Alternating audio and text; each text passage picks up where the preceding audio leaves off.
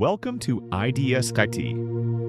Let's explore an important topic shaping the future of defense and global security. I'm the founder and director of International Defense Security and Technology, a California-based nonprofit think tank dedicated to research and analysis on global defense, security, and emerging technologies. I also serve as CEO of Interplanix LLC, a New Mexico-based company advancing satellite risk analysis, orbital debris forecasting, and space security frameworks to ensure mission assurance and resilience. Previously, I served in leadership roles at India's Defense Research and Development Organization, DRDO. Most recently as Director of the Systems Analysis, Modeling, Safety, and Quality Cluster at DRDO Headquarters, New Delhi. This channel brings you deep insights into the global security ecosystem, from geopolitics and emerging military technologies to cyber, space, and system-level analysis of tech trends and their interrelationships. Subscribe and join us as we decode the forces shaping the future of global defense and human security. Today, we are diving into a revolution that's quietly orbiting above us, one that's transforming the way the entire planet connects. It's called communications constellations, networks of satellites linking Earth with high-speed internet, real-time data, and global connectivity. And it's not science fiction anymore. It's happening right now. From the mountains of Nepal to the deserts of Africa, even the most remote regions are gaining access to broadband, thanks to constellations launched by companies like SpaceX's Starlink, Amazon's Project Kuiper, OneWeb, and AST SpaceMobile. These aren't just satellites, they're building blocks of a global mesh network, promising low latency, high-speed connections wherever you are. What makes this so groundbreaking isn't just who it connects, but how. Traditional geostationary satellites orbit 35,000 kilometers above the Earth. These new low Earth orbit satellites, just a few hundred kilometers up.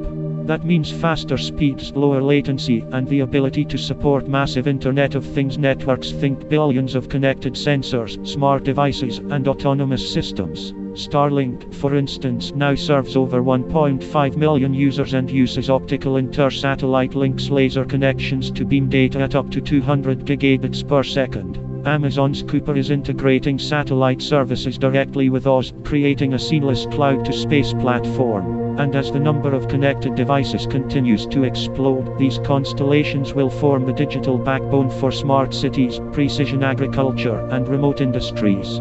But with all that opportunity comes complexity.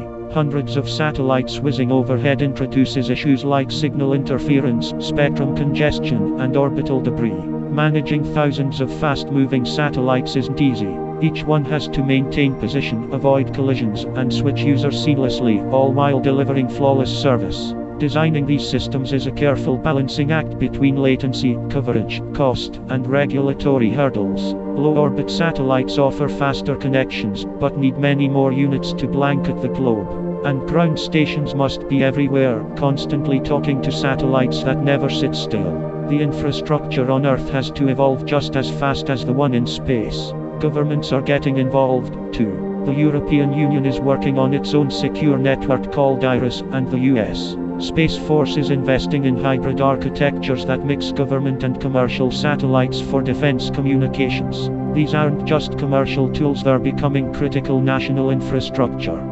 One of the most exciting breakthroughs is direct-to-device connectivity. Until recently, satellite phones needed bulky hardware. Now, companies like AST SpaceMobile and Link are making it possible for regular smartphones to connect directly with satellites. No towers, no special gear.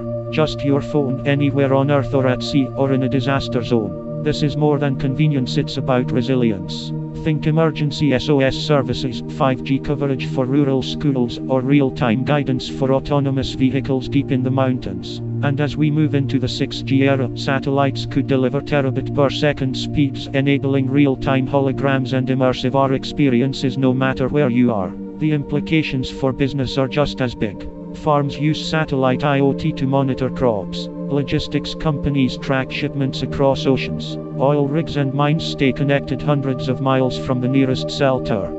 Even smart cities rely on satellite links to manage traffic and public safety in hard-to-wire locations. Leading this charge are a few major players. Starlink has thousands of satellites already in orbit.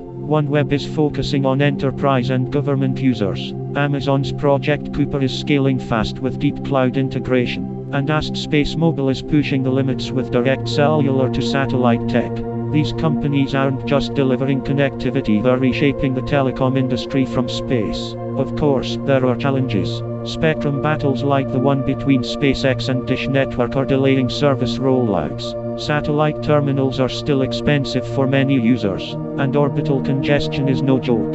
A single collision could create thousands of fragments, threatening all satellites in nearby orbits. That's why automated collision avoidance systems and space traffic coordination are becoming urgent priorities. But despite the hurdles, the future is clear.